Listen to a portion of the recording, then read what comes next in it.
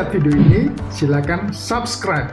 Aktifkan lonceng notifikasi agar selalu bisa mengikuti konten-konten lanjutan.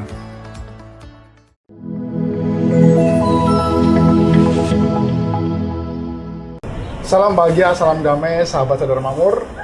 Kali ini saya kedatangan teman lama, saudara Edwin. Panggilannya Edwin Botak atau Edwin Bejo. Assalamualaikum bro. Waalaikumsalam warahmatullahi wabarakatuh. Bro, di sini kami ini adalah komunitas Sadar Makmur ya. Dimana itu kami ini sangat concern kesadaran akan kemakmuran. Amin. Ya, kenapa sih kami ingin berbagi supaya mengedukasi orang masyarakat bahwa kemakmuran itu kalau kita keep di pikiran kita, maka kemakmuran itu juga akan bisa datang kepada diri kita. Oke. Di sini nih, gua perhatiin ya bro, waktu lo syuting di YouTube ya, itu saya lihat tuh ada berbagi ya, ke masyarakat ya. Karena salah satu pola patternnya itu adalah saat kita mau berbagi itu adalah termasuk salah satu pola untuk kemakmuran. Bisa diceritakan kepada kami supaya kami juga bisa mendapat pelajaran dan turn point-nya bagaimana setelah melakukan itu. Kira-kira seperti itu. Iya, sebenarnya kalau bagi aku ini berbagi itu adalah sebuah kewajiban. Ibaratnya bersedekah. Yes. Bersedekah. Cuman ya kadang-kadang banyak kontroversi di sini. Ya. Ada yang katanya berbagi itu nggak usah kelihatan. Oke. Iya kan? Jadi cukup yang berbagi sama Tuhan aja yang tahu. Oke. Tapi karena ini konten sebuah YouTube, gue punya suatu pemikiran lain. Ada saat gue berbagi atau bersedekah, gue diam-diam nggak ngasih tahu. Oke. Tapi ada saatnya gue berbagi hanya sebagai giroh atau contoh. Ya, contoh supaya motivasi orang lain bahwa kalau kita mampu harus berbagi. Nggak mampu pun kasih aja semampu kita. Jadi nggak usah banyak. Yang penting satu bro, istiqomah gitu loh. Keren. Nah, Keren bro ya. Yang penting istiqomah gitu loh. Ya jadi ya sebenarnya nggak banyak sih. Cuman menurut gue kenapa nggak sih memulai sesuatu yang baik gitu loh. Sesuatu yang baik yang gue kerjakan yang baik, yang kira-kira sebuah contoh juga bahwa ada gerakan perubahan dalam diri gue. Kemudian sesuatu juga yang kadang-kadang membuat orang senang. Satu sisi karena emang gua ini seorang entertainer, seorang yang suka tampil di layar, ya kenapa enggak apa yang gua bikin ini gua buat sebuah acara yang kira-kira acaranya itu bisa ditonton orang banyak dan insya Allah ini bisa menularkan dan dengan begitu pun gua bisa menerima orang yang nggak sempat sibuk kalau misalnya berbagi ya nitip ya kita kasih ke mereka. Jadi salurannya ya? Salurannya. Mungkin ke sana arahnya kira-kira. Tapi emang itu nggak gampang ya, berat. Iya. Gitu. Istiqomah butuh konsisten juga ya? Betul. Kemudian salah satu polanya juga itu adalah saya perhatikan ya, orang yang merasa damai makmur itu adalah itu bersyukur dan ikhlas. Bisa cerita nggak selama pandemi kemarin keajaiban apa yang terjadi saat kita merasa bersyukur yang Buradun alami, saat Buradun mengalami keajaiban pada saat merasa bersyukur atau pasrah gitu, bisa cerita nggak? Wah, ini pengalaman spiritual yang menurut aku luar biasa sebenarnya. Jadi sebenarnya pandemi ini bisa dikatakan sebuah cobaan yang harus kita lalui. Kemudian kita nggak jadikan sebuah momok ketakutan, tapi menjadi sebuah pelajaran yang menguji manusia-manusia yang ada di muka bumi ini. Ya. Itu yang gue pikir. Pertama, Ya. pas ketika ada pandemi ini, Ya. gue yakin semua orang takut. Ya. Apalagi sekarang banyak berita-berita medsos yang semua dibaca dari grup WhatsApp, Ya. handphone, segala macam.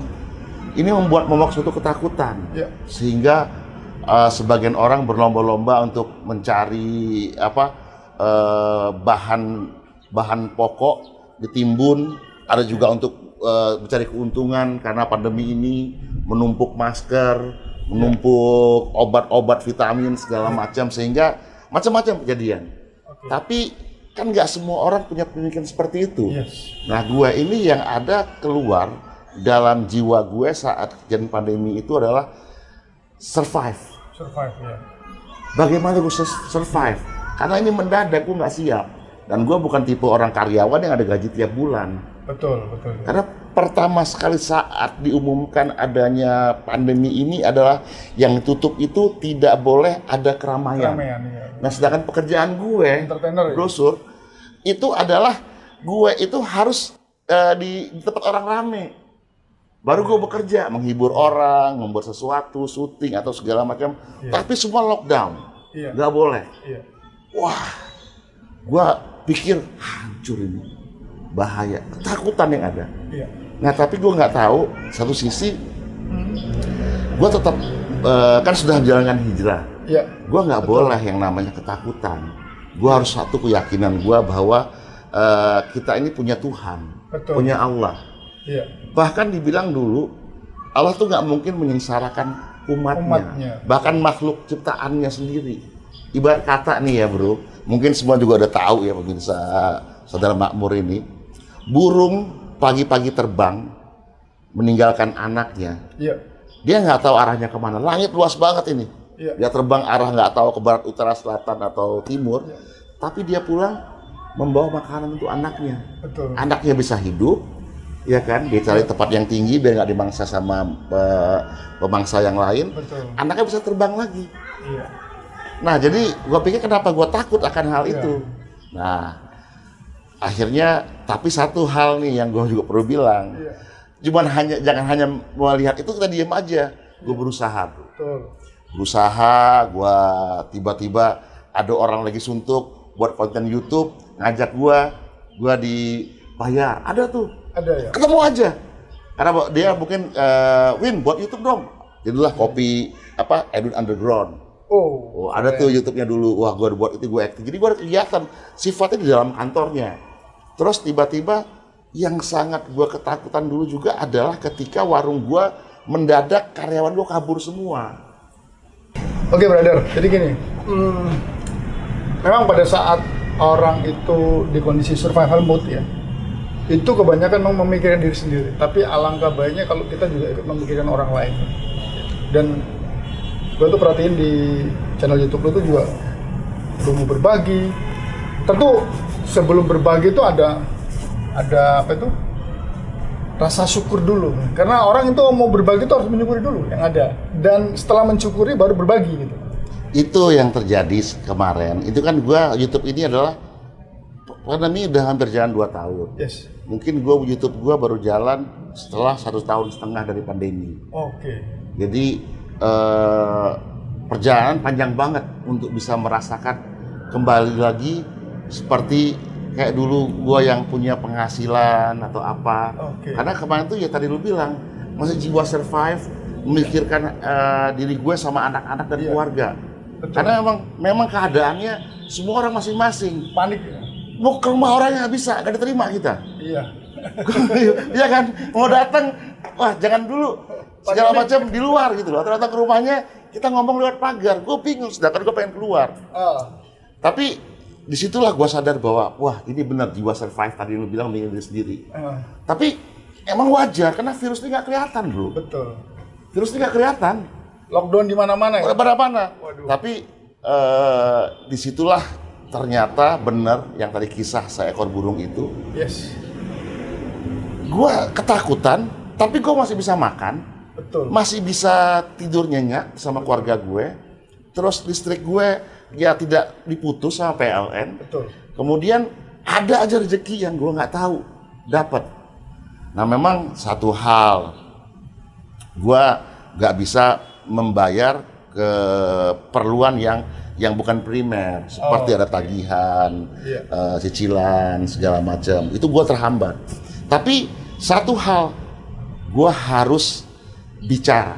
Betul. Karena kalau ini gua diamkan, orang nggak tahu kita ini nggak peduli atau kita lagi nggak punya. Yes. Jadi gue kabarin semua kepada bank, kepada apa segala macam. Gue bilang bahwa ini ada solusi nggak? Ternyata mereka berikan solusi-solusi. Sekolah juga.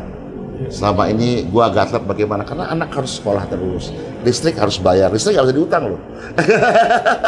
Nggak bisa kan? Listrik nggak bisa. Ya, terus prabayar kan? Prabayar. Terus satu lagi yang nggak bisa diutang lagi itu tuh internet. Internet, betul. Sedangkan anak-anak semuanya sekolahnya dari rumah semua. Dari rumah semuanya. Tapi di situ pelajaran baru. Wah, ternyata gua harus siapin semuanya dan alhamdulillah alamin semua jalan. Tapi ternyata, bro, semakin waktu jalan, gue meninggalkan semua yang belum gue bayar tadi. Oke. Karena gue hanya ruang lingkup itu.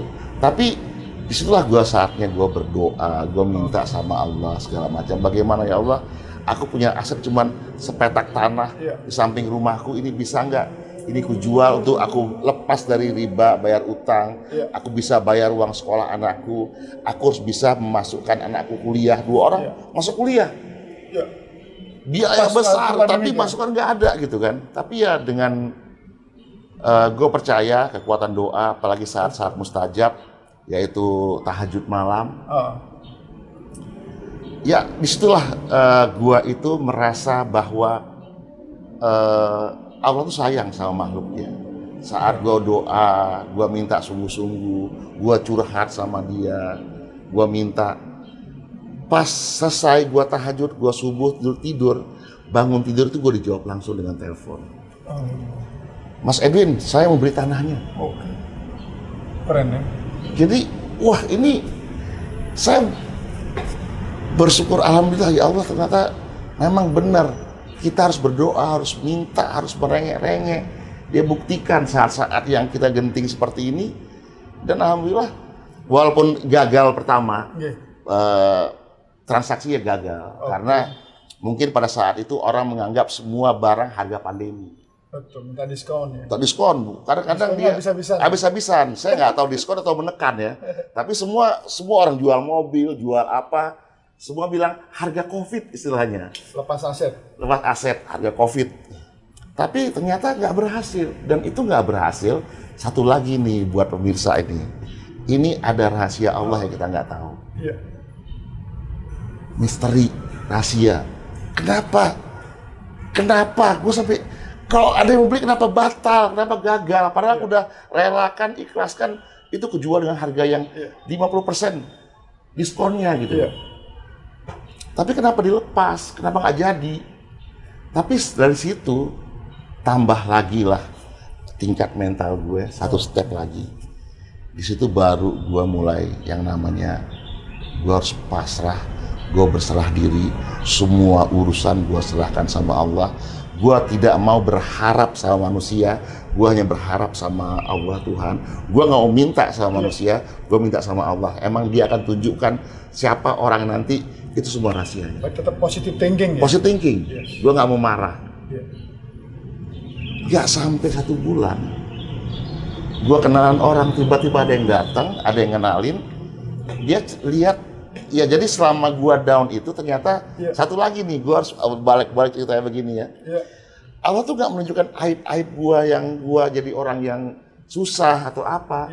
Ternyata ada teman gue bukain gue menginvest sebuah resto yang besar, tempat yang strategis, yang bersanding dengan brand-brand besar dengan nama Kopi Tarik Edwin. Oh keren ya. Jadi memang gue nggak dapat materi, rezeki lain yang gue dapat apa? Diangkatlah martabat gue. Jadi orang tetap tidak menganggap gue remeh. Di tempat itulah orang datang, ketemu, wah, Bro Edwin hebat, luar biasa segala macam. Ada yang muji, tertarik, tapi nggak tahu kenapa ada yang ngomong, bro sebenarnya dengan keadaan dia seperti ini, dia keuangannya kacau. Dia punya tempat ini keuangannya kacau, bukan dia ini punya tempat lain, udah. Wah, ternyata di situ gue dibantu, langsung tanah gue dibayarin, bro. Tidak nawar. Nggak pakai nawar ya? Prak, dikasih uang langsung, nih tanah jadi, saya kasih, nanti kita hitung-hitungan. Oke, keren. Di situ langsung gue bisa bayar anak gue sekolah, gue bayar utang gue di bank, dan mobil yang gue jual kemarin, gue bisa beli satu mobil lagi untuk kaki gue pergi. Iya, iya. Dan ini baru gue tahu, ya Allah, ternyata kau itu benar-benar pemurah, penyayang, Ar-Rahman Ar-Rahim, itulah segala macam. Disitulah gue lebih yakin bahwa benar kita jangan terlalu berharap sama manusia.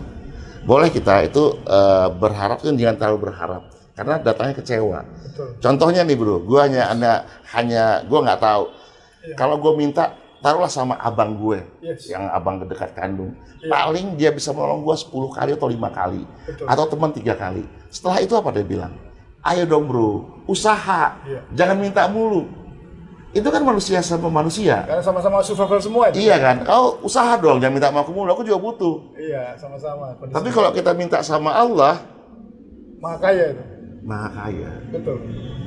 Dia kapan kasih, Nggak ada batasnya. nggak ada batasnya. Dia yang punya pemilik langit dan bumi.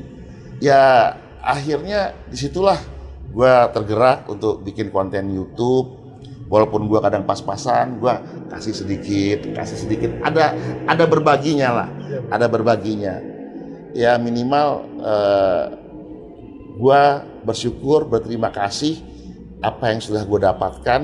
Walaupun ini nilainya bukan nilai yang besar, tapi bukan juga dapat proyek gue ini gue harus kehilangan sebagian aset gue.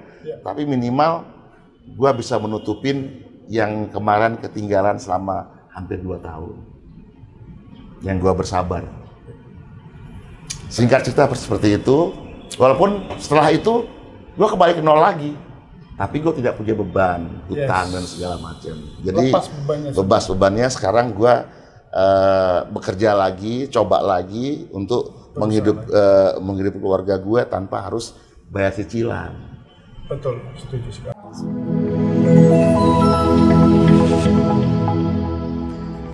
Jika Anda merasa video ini bermanfaat, silakan like and share ke teman-teman atau saudara Anda. Siapa tahu juga bermanfaat bagi orang lain. Apabila ada yang ingin bertanya, silakan tulis di kolom komentar. Terima kasih sudah lihat video ini dan video-video selanjutnya.